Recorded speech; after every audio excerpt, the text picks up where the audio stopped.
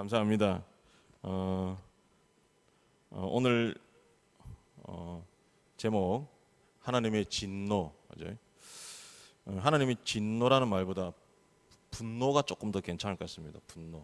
어쨌든 제가 지난 시간에 복음에 대해서 이렇게 함께 은혜를 나눴습니다. 그죠? 복음은 우리가 취사 선택할 수 있는 것이 아니라 무조건 받아들여야 된다는 것입니다. 그죠? 왜냐하면 복음에는 하나님의 능력, 하나님의 의, 그리고 그 능력과 의는 어떻게 해요? 믿음으로 받아들일 수 있다라고 말씀을 드렸습니다. 이제 로마서 1장을 시작하고 있는데 로마서 볼 때마다 한 10년은 늙어지는 것 같아요. 사도행전 강의할 때는 재밌었습니다. 소위 말해서 우리가 스펙타클하다 그러죠. 그러니까 상당히 막 산 넘고 물 건너 바다 건너서 막 그냥 막 이런 일들이 많은데 로마서는 그런 게 하나도 없어요.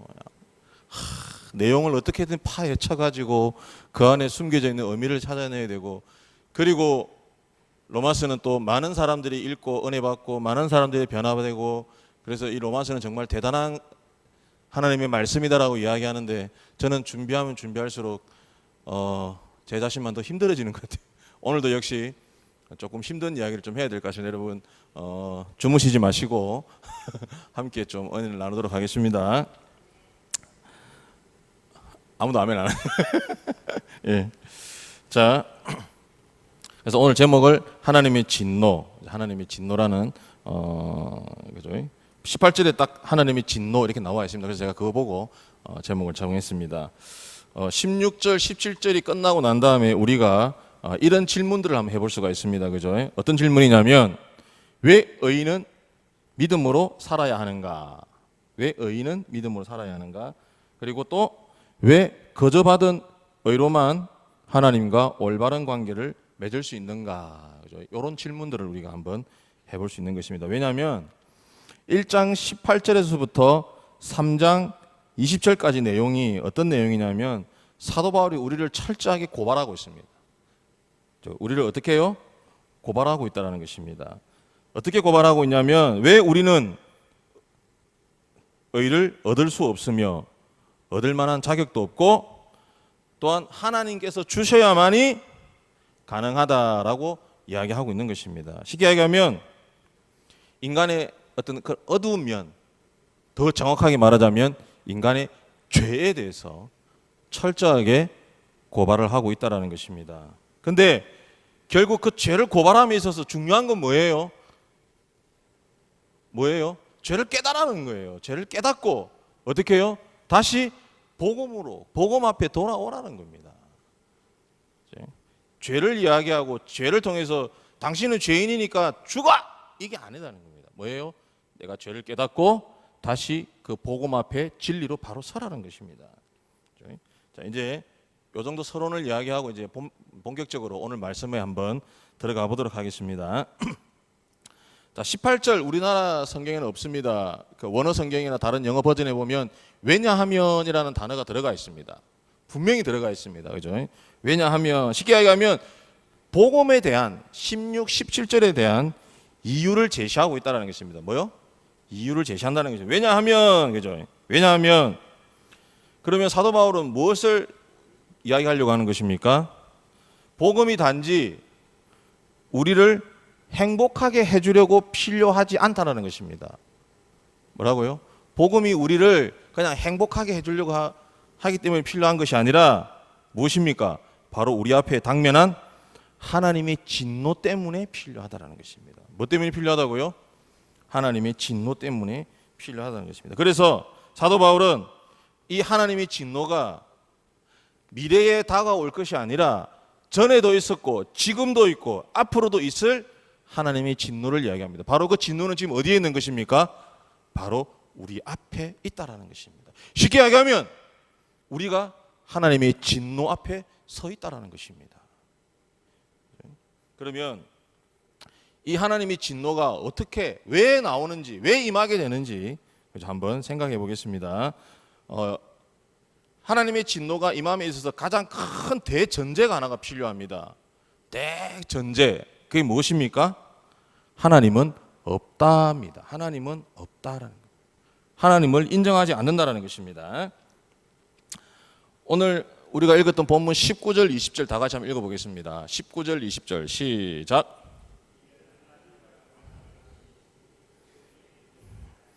하나님께서 이를 그들에게 보이셨느니라.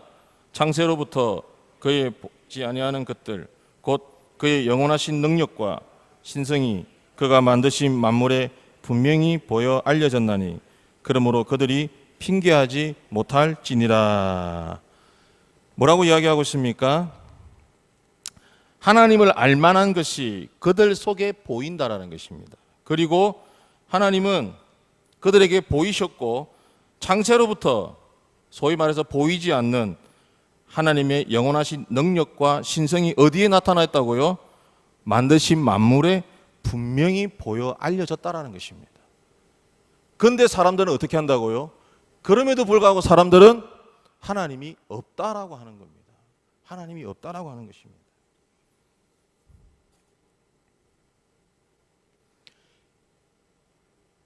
소위 말해서 예수를 믿지 않는 사람들은요, 분명히 하나님께서 그들에게 하나님의 신성, 하나님의 능력을 만물을 통해서 다 보여주셨지만 그들은 하나님이 없다라고 이야기하고 있는 것입니다. 세상 사람들은 그래서 하나님이 없다라고 이야기합니다. 하나님이 없다라고. 소위 그래서 무신론자, 신은 없다, 신은 없다. 우리가 전도하러 나가면요 그런 이야기 많이 합니다. 신이 어딨냐고. 뭐라고 이야기합니까? 그 신을 보여달라 그럽니다. 그죠? 참 어리석은 질문입니다. 하나님께서 어떻게 하셨다고요? 모든 당신의 창조한 만물을 통해서 이미 당신의 능력과 신성을 거기에 다 보여주셨다는 것입니다. 결국 사람들은 하나님이 없다라고 하는 것입니다. 하나님을 인정하지 않는다는 것입니다. 결국 하나님이 없고 하나님이 없다라고 하는 그곳에서 뭐가 이루어진다고요? 하나님의 진노가 출발한다는 것입니다. 하나님을 인정하지 않는 곳에서 하나님의 진노가 출발한다는 것입니다. 21세기 기독교 철학자이자 사역자인 그렉 반센이라는 사람이 있습니다. 그분의 어떤 재미있는 일화가 있어가지고 하나 소개시켜 드리겠습니다. 근데 이 그렉 반센이라는 사람이 가지고 있는 별명이 하나 있습니다. 무슨 별명이 있냐면 무신론자들이 가장 두려워하는 사나이. 뭐라고요? 무신론자들이 가장 두려워하는 사나이라는 별명을 가지고 있습니다. 이 그렉 반센이 어떤 한 토론회에서 이렇게 이야기합니다. 오늘 저녁 이곳에 온 사람들 가운데 연신 호흡을 하면서도 계속해서 공기는 존재하지 않는다라고 주장하는 사람들이 있다고 상상해 보십시오. 이제 지적인 호흡을 하고 있는 무신론자들을 생각해 보십시오. 그들은 계속해서 이성을 사용하여 소위 절대적 가치에 근거한 도덕적 판단을 내리고 또한 질서정연한 우주론에 근거하여 과학적 결론을 이끌어내고 있습니다. 하지만 사물에 관한 그들의 관점은 그러한 지적인 숨쉬기가 불가능하다고 말하는 논리와 같습니다. 마지막 말이 더 재밌습니다. 그들은 하나님이 없다고 하면서도 늘 하나님의 공기를 마시고 있습니다. 어떤 토론회에서 그렉 반센이라는 사람이 이렇게 이야기해요. 하나님이 없다고 하면서 그들은 뭐라고요? 하나님께서 만드신 공기로 숨을 쉬고 있다는 것입니다. 시편 41편 1절에 어리석은 자는 그의 마음에 이르기를 하나님이 없다 하는도다라고 기록하고 있습니다. 어리석은 자들은요 하나님이 없다라고 이야기한다는 것입니다. 바로 하나님이 없다라고 하는 그들의 모습이 이제 어떻게 전개되는지, 바로 하나님이 없다라고 하는 그들의 모습이 어떻게 전개되는지 이제 이후로 설명이 나옵니다. 그죠? 그곳에 뭐가 시작된다고요? 하나님의 진노가 임한다는 것입니다. 첫 번째, 이렇게 하나님이 없다라고 하는 어리석은 사람들이 하는 행동의 어떤 결과는 이렇습니다. 먼저 진리를 억제한다는 것입니다. 뭐라고요? 진리를 억누른다는 것입니다. 진리가 없다라는 게 아니라 진리를 알고 있으면서도 어떻게 한다고요? 억눌러 버린다는 것입니다. 18절에 보면 불의로 진리를 막는 사람들 이렇게 이야기하고 있습니다. 분명히 제가 아까도 말씀드렸지만 하나님께서 어떻게 해요? 사람들에게 다 보여서 알게 하셨는데 근데 이 사람들은 어떻게 하고 있다고요? 하나님을, 그 진리를 어떻게 한다고요? 억제하고 있다. 분위기가 상당히 지금 침체 분위기로 흘러가고 있습니다. 그죠?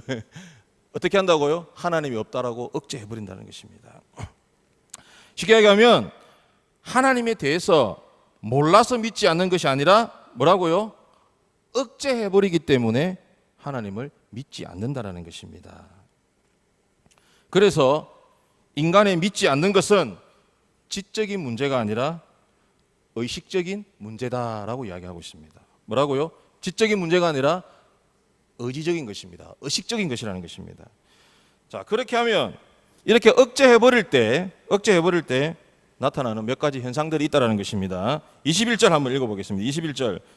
21절 시작.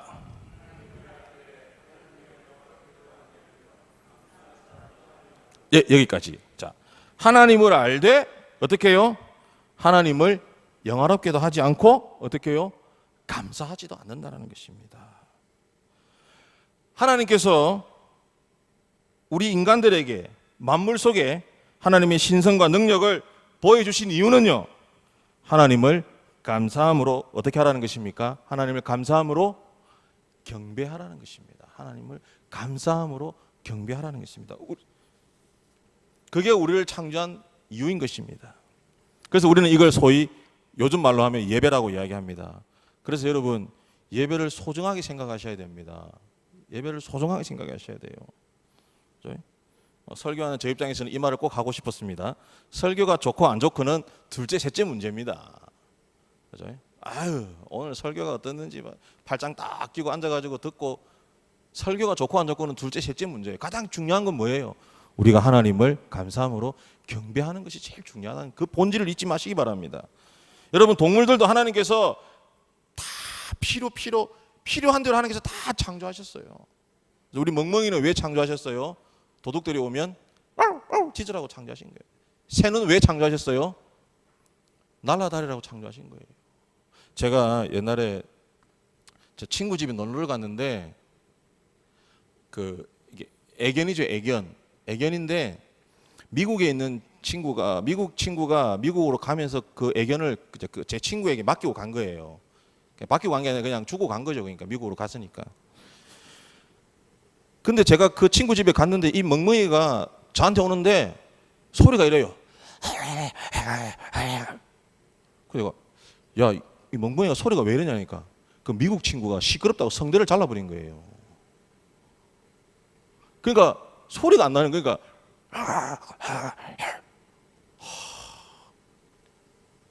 너무 불쌍하기도 하고 한편으로 생각하면 너무 그냥 멍멍이는 좀 시끄러워도 어떻게 해요? 짖어야 제맛인 거예요. 짖어야 이렇게 탁 느낌이 오는 거예요. 근데 멍멍이가 짖지를 못하니까 너무 불쌍하고 너무 징그러운 거예요. 하나님께서 동물들도 이렇게 하나님께서 필요하시게 딱 창조하신 거예요. 우리는 왜 창조되었다고요? 하나님을 감사함으로 경배하기 위해서 우리는 창조되었다는 것입니다. 근데 우리 인간들이 어떻게 한다고? 이것들을 억제해버린다는 것입니다. 짓눌러버리는 것입니다. 아니야, 하나님은 없어. 하나님 없어. 그렇게 해버립니다. 이렇게 억제해버릴 때 우리는 하나님께 예배도 못 드리는 것입니다. 감사도 못하게 된다는 것입니다. 그러면서 오히려 그 생각이 허망하여지며 미련한 마음이 어두워졌다라고 이야기하고 있습니다. 한마디로 말해서 마음이 삐뚤어졌다는 겁니다. 삐뚤어졌다는 겁니다. 그러면서 22절에 보니까 이렇게 기록되어 있습니다. 스스로 지혜 있다 하나 어리석게 되어, 이렇게 적혀 있습니다. 뭐라고요? 스스로 지혜 있다 하나 어리석게 되었다라고 이야기하고 있습니다. 그렇죠? 이 말을 영어 단어에서 찾아보니까 딱 한 단어가 나옵니다. 참 어려운 단어인데, 그렇죠? 소포모릭이라는 단어가 있습니다. 많이 안 하셔도 됩니다. 그냥 제가 이렇게 이제 준비를 하다 보니까 자료에 있다 보니까 좀 찾아본 겁니다. 그죠? 이 소포모릭이라는 단어는요, 대학교 2학년을 가르치는 말입니다. 몇 학년? 2학년 이 말입니다. 그죠? 2학년. 스스로 지혜 있다나 어리석게 되었다는 단어를 영어 단어로 한 단어를 줄이면 소포모릭이라는 겁니다. 2학년이라는. 그런데 이 뜻의 두 번째 의미는 뭐냐면요, 잘난 체 하는 이런 말이 있습니다. 잘난 체 하는 이런 말입니다. 그런데 이 말의 어원이 어디냐면요, 우리가 보고 있는 그리스 헬라 말에 소피아라는 지혜라는 말과 모론이라는 어리석다는 말이 두 개가 합쳐진 단어입니다. 뭐라고요? 지혜와 어리석다라는 단어가 합쳐진 단어라는 것입니다. 소위 말해서 그래서 이걸 뭐라고 하냐면요, 지혜로운 바보들이 많다 이 말입니다. 지혜로운 바보들이 많다. 스스로 지혜롭다고 주장하지만 실상은 바보들이라는 겁니다. 그게 어떤 사람들이라고요? 진리를 알고도 그 진리를 억누르는 사람들입니다. 진리를 억제해버리는 사람들입니다. 여러분, 이곳에 뭐가 있다고요? 바로 그곳에 하나님의 진노가 임한다는 것입니다. 하나님의 능력과 하나님의 신성을 알고 있으면서도 그것을 억제해버리고 억눌려버리는 그 자리에 뭐라고요? 하나님의 진노가 임한다는 것입니다. 다시 한번 더 말씀드립니다.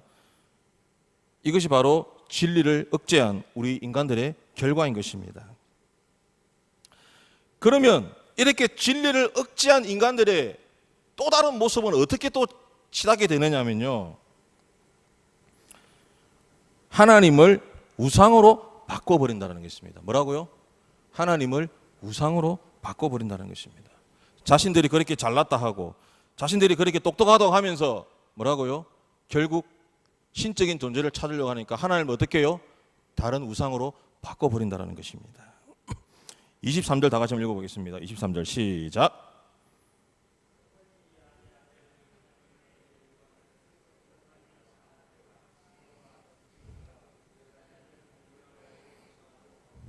우리 다시 한번 더 읽어. 다 같이 시작.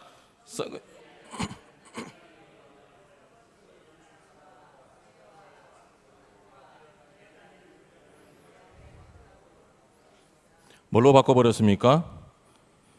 썩지 아니하는 하나님의 영광을 썩어 없어질 사람과 동물로 바꿔버렸다는 것입니다.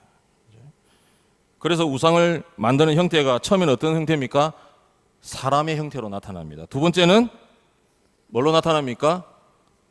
동물로 나타난다는 것입니다. 이런 어떤 모습들이 가장 적나라하게 드러난 곳이 성경에 어디에 나옵니까? 바로 출애굽기에 나옵니다.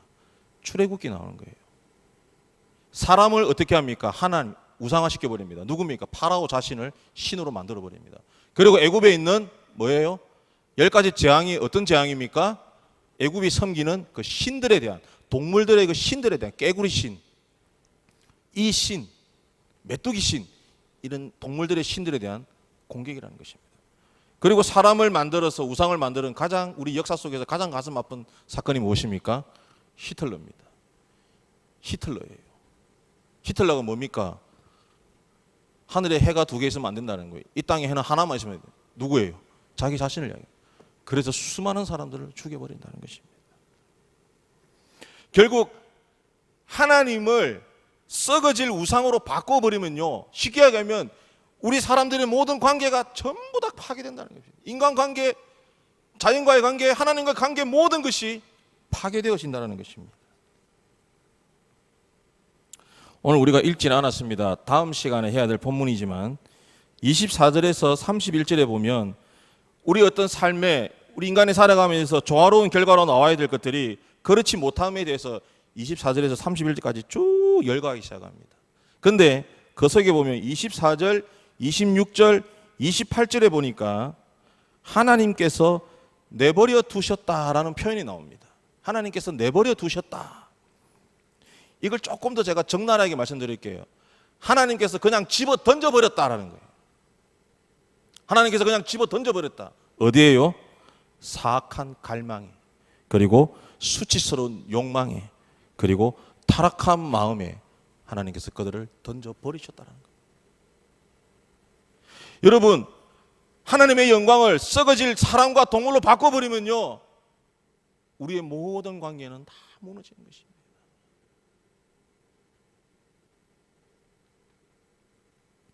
그러면서도 더 웃긴 건 뭡니까? 이렇게 하나님을 다른 형상을 바꾸어 놓고도 사람들은요, 우리 인간들은 의식적으로 자신들이 진화했다고 생각한다는 것입니다. 뭐라고요? 이렇게 해놓고도 자기들은 뭐라고요? 의식적으로 자기들은 진화했다고 생각한다는 것입니다. 참으로 안타까운 일입니다. 참으로 부끄러운 일입니다. 진화가 아니라 무엇입니까? 타락입니다. 타락입니다. 퇴화된 것입니다. 하나님께서 오늘 분명히 본문 말씀을 통하여 말씀하셨습니다. 하나님 자신을 알리셨고 하나님을 알 수 있도록 체험하게 하셨고, 그럼에도 불구하고 우리 인간들은 참 지식을 가짜와 바꾸고 참 하나님을 우상으로 교체해버렸다는 것입니다. 이것은 창조자 하나님에 대한 의도적인 반역이라는 것입니다. 뭐라고요? 창조자 하나님에 대한 의도적인 반역이라는 것입니다. 여러분, 이곳에 무엇이 임한다고요? 하나님의 진노가 임한다는 것입니다. 하나님의 진노가 임한다는 것입니다. 다시 한번 더 정리를 한번 해보겠습니다. 하나님의 진노가 임하면서 가장 큰 전제는 뭐였습니까? 하나님이 없다였습니다. 하나님을 인정하지 않는 것이었습니다. 그리고 그들에게 나온 결론은 무엇이었습니까? 행동의 결과는 무엇입니까? 진리를 억제해버린다는 것입니다. 진리를 억눌러 버린다는 것입니다. 그리고 그 다음 행동은 무엇입니까? 하나님을 다른 사람과 동물로 우상화시켜 버린다는 것입니다. 여러분, 그곳에 뭐가 임한다고요? 바로 하나님의 진노가 임한다는 것입니다. 마지막 결론입니다. 이 결론, 마지막 말씀을 준비하면서 결론에 대해서 너무나 많이 고민을 했습니다. 어떻게 결론을 맺을까? 오늘 말씀 속에서 가장 중요한 것이 무엇입니까? 하나님의 진노는 하나님됨을 인정하느냐 안 하느냐입니다. 하나님됨을 인정하느냐 안 하느냐입니다. 인정한 사람들은 어떻게 해요? 그 하나님의 뜻을 쫓아 살아가는 겁니다. 복음에 쫓아 살아가는 겁니다. 그러나 인정하지 않는 사람들은 어떻게 해요? 진리를 억누르고 하나님을 우상화시켜버리고 다른 걸로 바꿔버린다는 것입니다. 하나님을 인정하느냐 안 하느냐. 저는 그래서 1차적으로 하나님을 인정한다 안 한다라는 그 어떤 의미를 가지고 능동적이다 수동적이다라는 말을 한번 생각해 봤습니다. 이것도 물론 제가 옛날에 읽었던 책 속에서 나온 이야기인데, 우리가 능동적이다라고 이야기할 때 영어는 액티브입니다. 그리고 수동적이다라고 할 때 영어는 패시브입니다. 능동적이다라고 할 때, 자, 다시 한번 말씀드립니다. 하나님됨을 인정하느냐 안 하느냐 어떤 1차적인 문제에서 능동적이냐 수동적이냐 여러분 이해하셔야 됩니다. 이걸 또 막 다른 데로 가가지고 해석해버리면 헷갈리니까 하나님을 인정하느냐 안 하느냐의 부분에서 보죠. 자, 1차적인 문제입니다. 하나님을 인정하느냐 안 하느냐, 그 부분에서 우리는 어떻게 됩니까? 수동적이 돼야 됩니다. 능동적이 되면 안 되는 것입니다. 하나님을 인정함에 있어서 우리는 능동적이 되어버리면 안 돼요. 이게 뭐냐면요, 이 능동적이다라고 하는 것은 어떻게 보면 어린아이와 같은 것입니다. 인생의 주도권을 자기 자신에게 있다라고, 자기 자신에게 그 인생의 주도권을 자기가 잡으려고 막 날뛰는 거예요.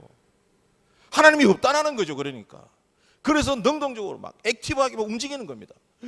나의 인생의 주인은 나요 이러면서 막 사방팔방으로 뛰어다니는 겁니다. 그러나 하나님됨을 인정하는 사람은 어떻게 해요? 수동적이어야 된다는 것입니다. 뭐라고요? 하나님의 말씀을 받아들이는 겁니다. 그냥 네, 알겠습니다. 받아들인다는 것입니다. 그런데 재미있는 사실은요, 이 패시브라는 수동적이라는 이 단어 형용사의 명사형이 여러분 뭔지 아세요? 제가 여러 번 말씀드렸는데 기억이 안 나실 겁니다. 이 패시브, 수동적이다라고 하는 이 단어의 명사형은요, 패션입니다. 패션이 뭡니까? 열정이죠. 열정이 아니고 또 무슨 뜻이 있습니까? 예수 그리스도의 순환, 예수 그리스도의 고난을 우리는 패션. 여러분 잘 보시기 바랍니다. 예수님은 하나님이셨습니다. 예수님은 하나님이셨어요. 그러나 하나님됨을 내려놓으시고 어떻게 해요? 인간으로 이 땅에 오셨습니다. 하나님이셨지만 그는 어떻게 하셨습니까? 하나님의 그 뜻을 수동적으로 패시브하게 그냥 받아들인 겁니다. 그의 삶은 패시브한 삶이었습니다. 하나님의 말씀대로 그의 삶은 따라갔습니다. 결국 패시브한 삶은 어떻게 되는 거예요? 결국 패션, 고난을 감당하는 그릇이 된다는 것입니다. 여러분, 우리는 하나님됨을 인정해야 됩니다. 하나님됨을 인정해야 된다는 것입니다. 지금 우리는 어디에 서 있습니까? 하나님의 진노 앞에 서 있습니까? 아니면 하나님 복음 앞에 서 있습니까? 내가 인생의 주인이다 생각하고 능동적으로 날뛰지 마시기 바랍니다. 그것은 제가 아까도 말씀드렸지만 소포모릭입니다. 잘난 체 하나 바보 같은 겁니다. 우리는 어떻게 해야 된다고요? 하나님 앞에 수동적으로 하나님 됨을 인정해야 된다는 것입니다. 나의 것을 내려놓고 하나님 됨을 인정하고 그 복음을 받아들일 때 우리는 진노 앞에 서 있는 것이 아니라 어디에 서 있습니까? 하나님의 복음 앞에, 하나님의 축복 앞에 서 있는 것입니다.